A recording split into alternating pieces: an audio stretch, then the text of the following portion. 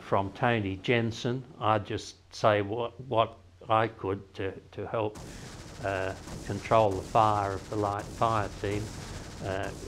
Phil Bennett had moved to sit down so as to have a finger in every decision.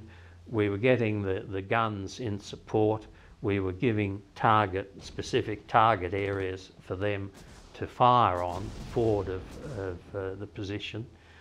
The battery themselves, their officers were saying where various rounds were landing forward of their position.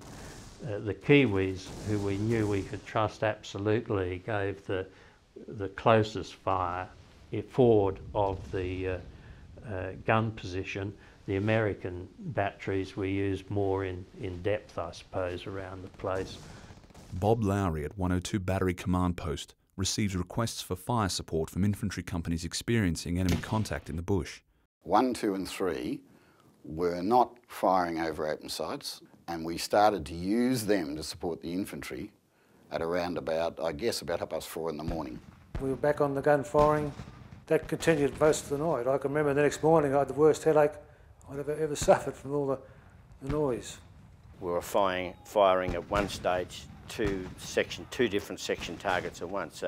And I'm not sure whether we went under attack at the same time, so it was chaos. To the front of number 6 gun's position, the mortar platoon is desperate. Tony was trying to talk his boss into letting us fire across the top of it.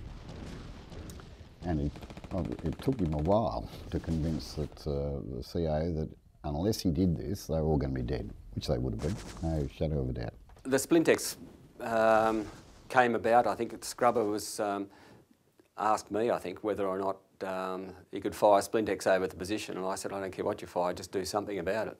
I'd also been talking to the CO, and Splintex came up on the radio, and I can't remember who raised the subject. And he asked whether or not it'd be okay, and I said yes. He said, are you sure? And I said, well, we're below ground, so it's going to be quite safe to fire it over us. And I told the boys it was coming in. I gave them, sort of called it 3 times basically and said, get yourself down, make sure, Splintex is coming in. And finally, I gave the last one a fire, and Scrubber fired. I went up to number 5 gun and shouted out, are you ready? Get down.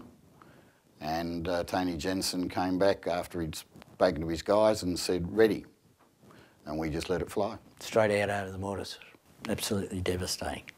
It was quite effective, and it did have the effect of stopping the enemy on the position. All movement stopped completely.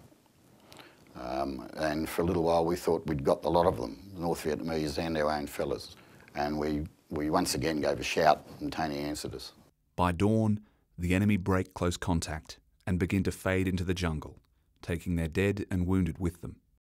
Ian Ahern leads an artillery counterattack to recover number 6 gun. We didn't know whether anybody was in number 6, so we threw grenades in, opened up with all our small arms, and then cut out and just jumped over the bund with about 4 or 5 guys and raced to number 6 gun.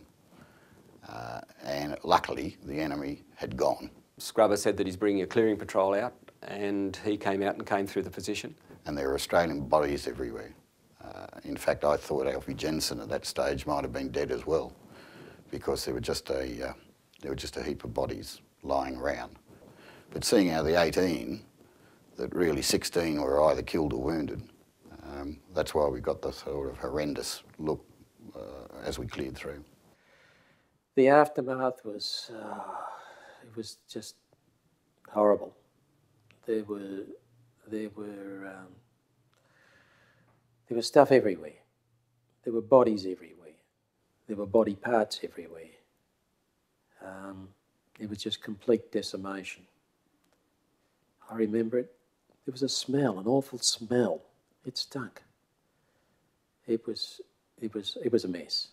No one knows how many Vietnamese are killed, but a mass grave is prepared and 52 are buried.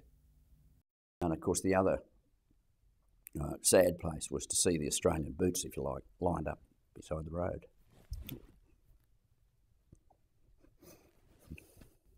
At first light, helicopters take away the wounded, and then later, the 9 diggers killed in action.